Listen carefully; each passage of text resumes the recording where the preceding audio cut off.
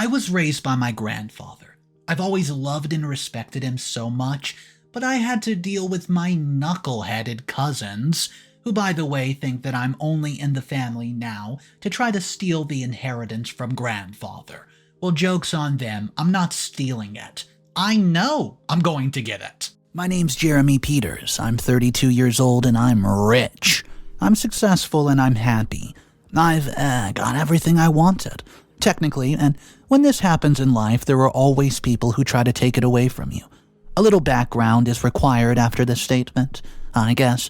I was an ordinary boy, born into an ordinary family, and went to an ordinary school and wore ordinary clothes. Until at the age of 12, my father told me that we were in fact extremely rich. To go even further back, my great-grandfather, after coming to America, founded a company which he left to my grandfather upon his death. My grandfather, after taking the reins, had expanded the company and made it more and more successful to the point it was now a Fortune 500 company worth, well, billions really. My father, Jared, was my grandfather's youngest son and had grown up rich and entitled. He liked to joke that he wasn't as obnoxious or arrogant as the rich people that we saw on TV, but he had still been kinda snobby. Anyways, when my father came of age, my grandfather told him that he was going to join their company. My father, who had absolutely no interest in business at all, refused, and he went to go join the military instead behind my grandfather's back. So, my grandfather had been furious, and this had led to an argument between them, with my father saying that he would leave the family if my grandfather insisted on having things his way. My grandfather, who had 2 other children, said that he was fine with that as long as my father kept his word, stayed away, and did not come crawling back once he needed money or help. My father swore that he would not go to his father for anything and would make something of himself, and that's exactly what he did. He met my mom when he was on leave from the military at 25 years of age, and they got me into a long-distance relationship. When he left the military at 29, they got married and straight up settled down in a small town. My father invested his savings along with my mother's into a small security business, which soon flourished. As his business got more successful, we moved to the city, and that's where we lived until I was 12 years of age. My parents' business was successful, but they never showed off their money or bragged about it. You see, my mom had come from humble beginnings, and the military, along with the slow start of their business, had made my father extremely humble and down to earth. They instilled those values into me, and so I grew up to just be a normal kid. Knowing only that my parents ran a business and that we were comfortable in life. And then one day, when I was 12, I came home from school, and there was a large fancy car parked outside our gate. A couple of guys in glasses and black suits were standing outside as well. I walked inside the house to see my parents sitting in the living room with a man in his 60s, who they introduced to me as my grandfather. My mother told me to go wash my hands while they talked, and at lunch, my grandfather told me that he was glad that he finally had a chance to meet me and talk to me about school, studies, hobbies. My parents did not talk much during the meal, and soon after, my grandfather left. As soon as he was gone, my parents sat me down and explained to me that we were going to be moving. We were going to go and live in my grandfather's house with him, along with his children, who were my aunts and uncles. I asked my mother and father why I had never met them before, and they told me the entire story. My father said that lately my grandfather had not been feeling well, and that he had come looking for my father to make amends. He had told my father that he was sorry and that he regretted what he had done in the past and wanted to know his grandson and his daughter-in-law, who, well, he's never met. My father had eventually given in, as he said he obviously still loved his dad and could not say no to him after not seeing him for all these years. My father said that he still missed his dad, and he missed his family as well. No matter what they were like, my mother, she then asked what he meant by that, and he said that his family was not like ours was. They weren't really close to one another. In fact, a lot of them did not like each other, and there was a lot of fighting all the time. I asked him why that was, and he said that when people are rich, they have an entirely different set of problems. And no matter how rich they are, they never feel like they have enough. He warned us that he might have accepted going back, but that, well, we still need to be cautious. He told me not to be so eager and to make friends with my cousins, even if they seemed nice and liked me. I didn't really understand what he meant, but I agreed. A month or so later, we moved into my grandfather's home. It wasn't a really nice house, but more like, a mansion. It was bigger than any house I've ever seen, and our previous house could have fit into the backyard like 5 times over. A lot of people also lived in the house, including my grandfather Richard, my uncle Charles, his wife Amelia, their 2 children Max and Marilla, and Aunt Eleanor, her husband Michael, and their 3 children, Olivia, Serena, and Jack. Other relatives who were my grandfather's siblings and their descendants visited us from time to time as well. So, a lot of staff were present in addition. I'm talking everything. It took me a week alone to memorize everyone's names and adjust to our new surroundings, guys. Well, from the moment we arrived, it was clear nobody liked us very much. Almost everyone looked down on my mother for having been born into a poor family, since everybody else had married into wealth. Well, they mocked my mother's lack of education, her lack of snobby manners, and the southern accent that she had never managed to lose. They mocked her simple jewelry, her plain clothing, and her kind smile. It didn't matter because she and my father loved each other, and she was the most beautiful woman in the world to him. They just acted like rich people, criticizing anything and everything they saw wrong with her. You know, criticizing me was more difficult since I was, after all, my father's child and their blood relative. My grandfather had shown a particular liking towards me as soon as I arrived at their home, perhaps because he had missed the chance to nurture a relationship with me for 12 years. But almost all of my cousins were jealous of me because of it, and my Uncle Charles seemed to have a particular dislike for me because of it as well. The children were the same. Only my cousin Olivia, who was 10 years old, seemed to genuinely like me. The rest, who were my age or older, made their feelings clear from the start. Max started it by loudly announcing to the others on my first day that I had gone to public school all my life. What a shame! People from public schools were dumb and had poor manners, he said. Everybody laughed except Olivia, who told them to stop being so mean. Marilla, in turn, pulled Olivia's hair and told her to stop being so ignorant. My grandfather insisted that I go to the same private school that all my cousins went to, and my father, initially hesitant, gave in. He told me to think of it as a new experience and that I would get to do a lot more things like learn music at my new school. You know, at school, my cousins spread these vicious rumors about me and prevented me from making any friends. Most of my classmates were snobs as well, and I was a lot better off. However, I was very lonely during the first few years of school, and even the support of my family and that of Olivia, who followed me around everywhere, it did not do much to help. Private schools did have one benefit, though. The curriculum was a lot more advanced than the one at my public school, and I got a chance to do a lot of AP courses. In my first year there, I actually placed first in my class and beat all of my cousins. My grandfather, who was also stressed the importance of academic excellence, was super pleased and got me a brand new piano as a gift. That was the turning point. All of my cousins actively started trying to bring me down. 2 weeks later, Max planted weed under my mattress and had the house help accidentally stumble across it and show it to grandfather. My grandfather was naturally disappointed and privately asked me what I had to say for myself. I was adamant that the drugs were not mine and told him that somebody must have planted them. I told him about my cousins not liking me and said that one of them might have done it as a prank. At that, he sighed, telling me that he believed me, but I would have to get used to their behavior and figure out a way to either combat them or make them ignore me. He said that I was a great kid, but the rest were his grandchildren too, and that he would hate to see us fight amongst each other like his grandchildren did. A few months later, some of my Aunt Amelia's jewelry got mysteriously stolen and turned up in my mother's room.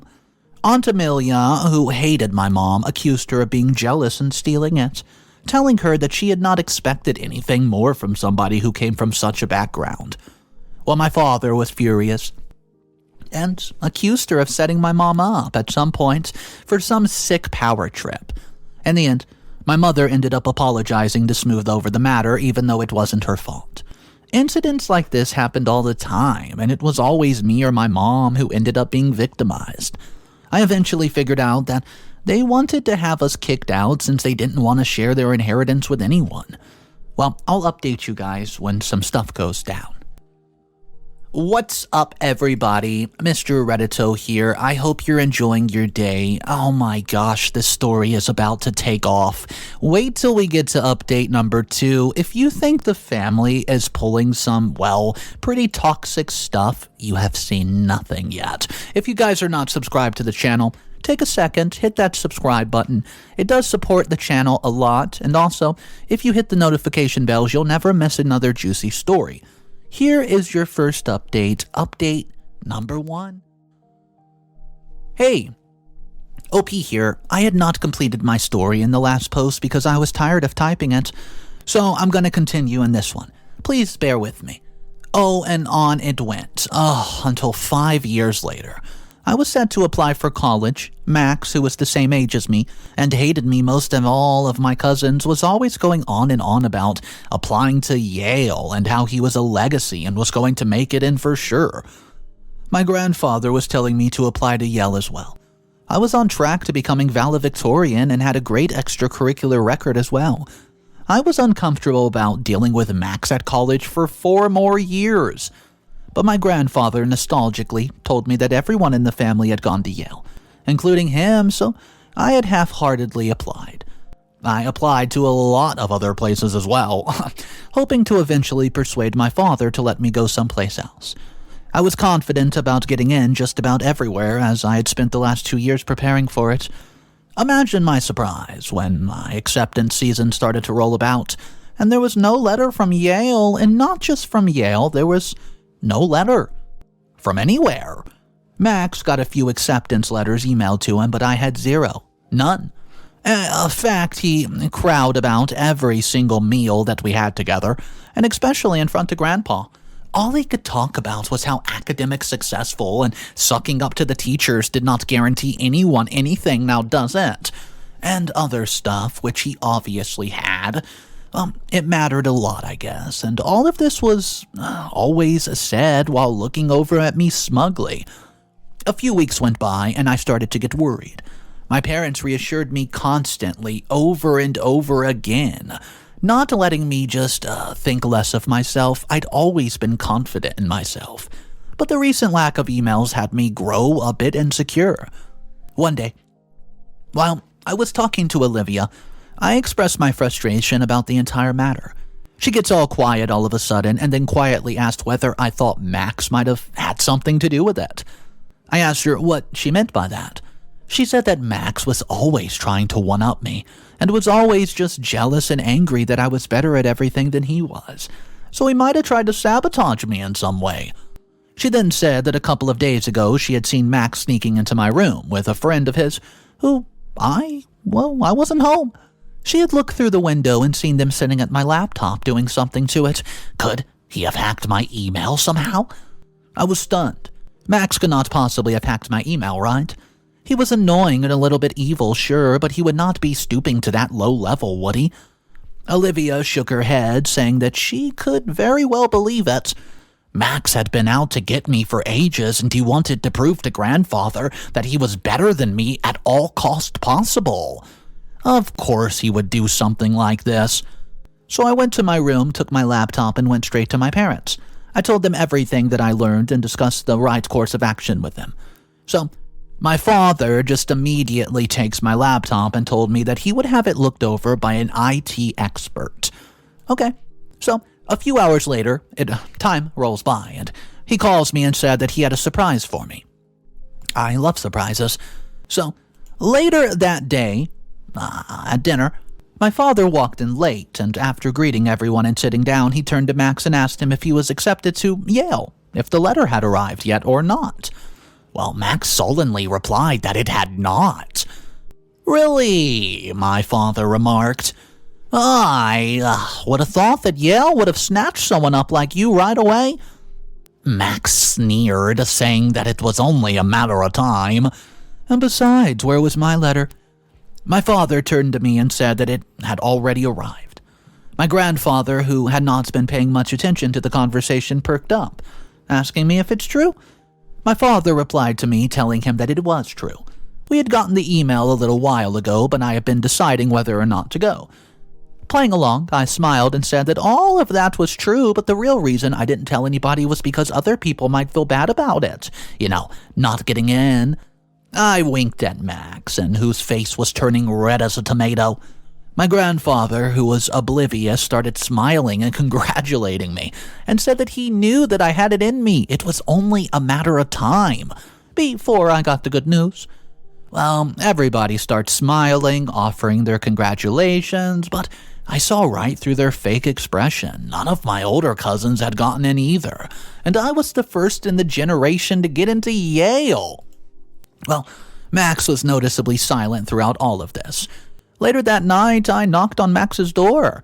He opened it up, looked at me standing outside, rolled his eyes, and made me close the door. So I pushed it back open with my hand and put my foot in between it.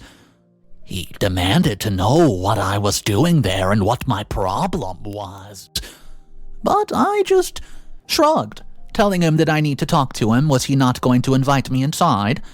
He snarled out loud a no and told me to get on with whatever I want to talk about. I asked him if he wanted to help with college, getting the application sent in and stuff, since he was having difficulty getting into Yale. He was so angry, he told me to mind my own business. I replied that I've been minding my business, but he had not been. After all, wasn't he the one who had hacked my email account and prevented me from seeing the email to Yale? His mouth fell open in shock. He sputtered out what he did not know what I was talking about, and why would he do anything like that? What would he get from it? I told him to drop the act. Olivia had seen him and his stupid friend go into the room and go through my stuff, and that he wasn't fooling anyone. At that, he smirked, saying that of course he had been the one to do so, but I didn't really have any proof, did I? If I did, I would have already gone to grandfather and told him. I told him, you know what, you're actually right. I don't have any hardcore solid evidence or proof, but I was definitely on to him, and not trying anything else because I will catch him. If I started getting nasty, I would really screw him over, and he would not ever, and I mean ever, recover from that. Unbeknownst to Max, I had recorded our entire conversation. That's right. Right there on my phone, completely recorded, keeping it in the breast pocket of my t-shirt the entire time I was talking. I wasn't planning on doing anything with it right now, but I knew that Max would not heed my warnings. He would definitely try something at a later time, and I needed all the ammunition that I could get. So this is, well, all what's been happening ever since we moved to Grandpa's house. I have the recording, but I'm not sure whether I want to be like Max and just mess over everyone just like he's been doing to me. Guys, please give me a few suggestions because I feel so stuck in this loophole. Update number 2. Hey, everyone. OP here with yet another update, and yes, I know it's been a long time since my last update, and a lot has happened. I emailed Yale, thanking them for the acceptance, and went with my parents to check out the campus. I have gotten a decent scholarship too, and would like to try out some sports as well. My grandfather had stressed the importance of choosing a business major, so that I could join the family business afterward. I went along with what he wanted, but mostly because my father still had his security business and I wanted to be a part of that as well. But guess who else made it to Yale? Yeah, Max.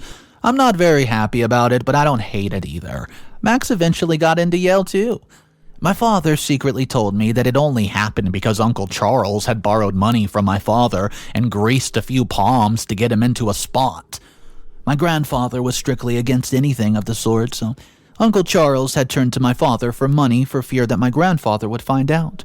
And so it was that Max followed me to Yale, choosing the same major as me, of course, trying and failing to compete with me in everything.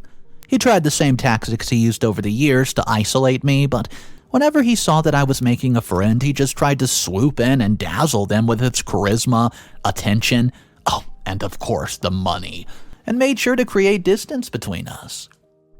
Our first semester there, During our midterm exam, he stole the paper from our professor's office and tried to frame me for it.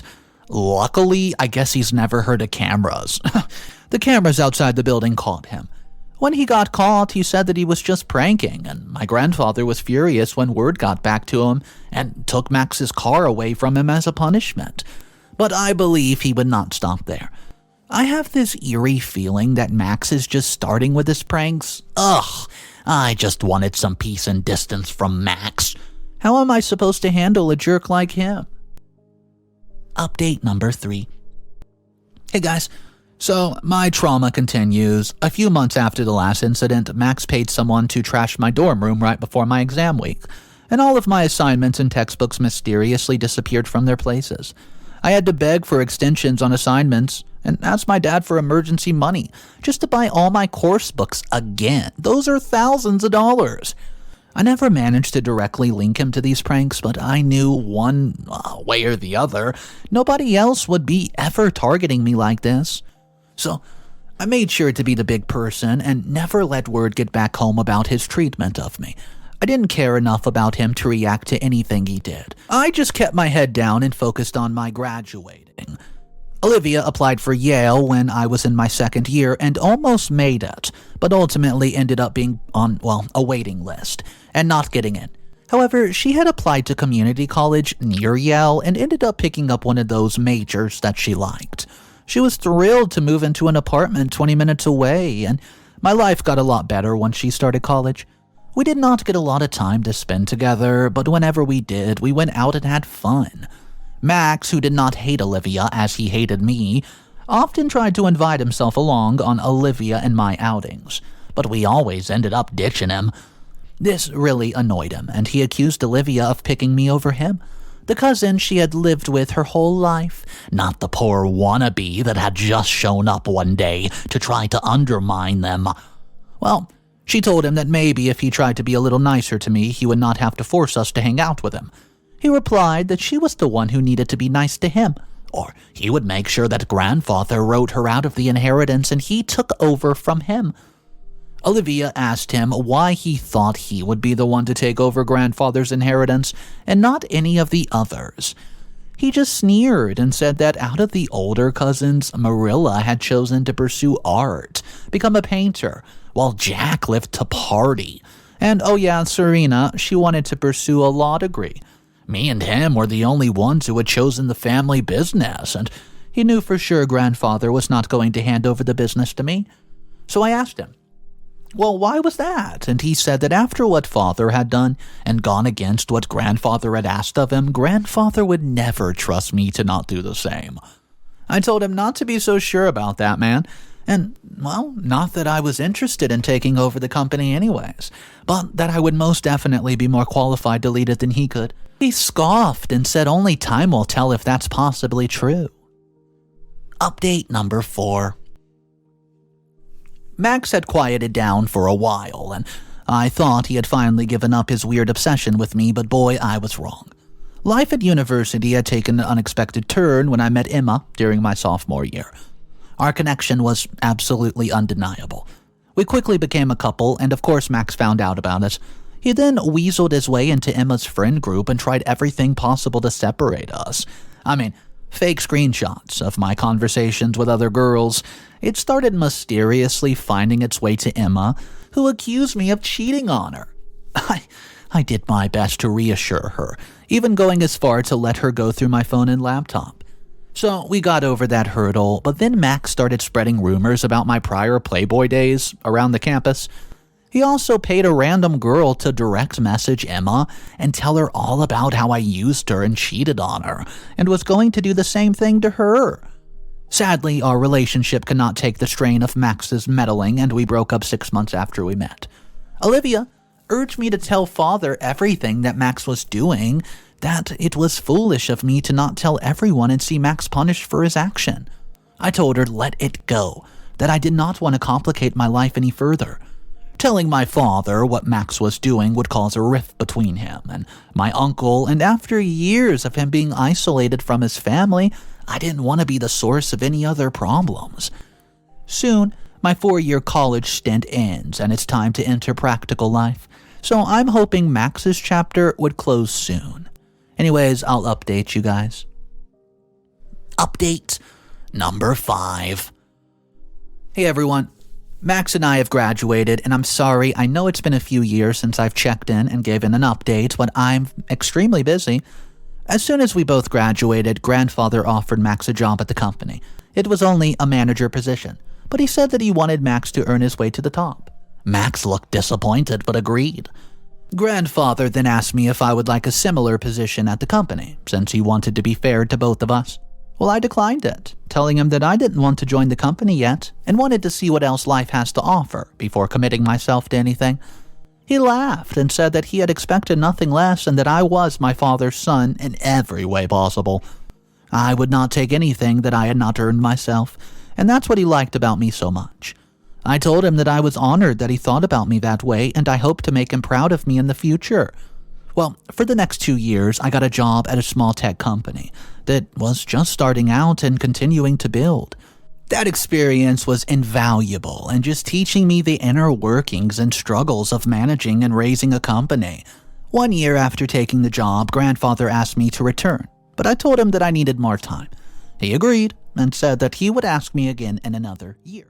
So the next year, my response was the same, but this way, 4 more years passed, and that year I started thinking about how we could incorporate my father's security business into the larger family one, and I mean just how to expand the entire conglomerate and take it global.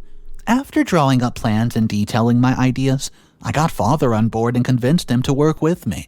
We both decided that after completing my contract with the company I was currently at, I would tell Grandfather that I was going to join the family business and get his approval for all these plans. So that's what we did.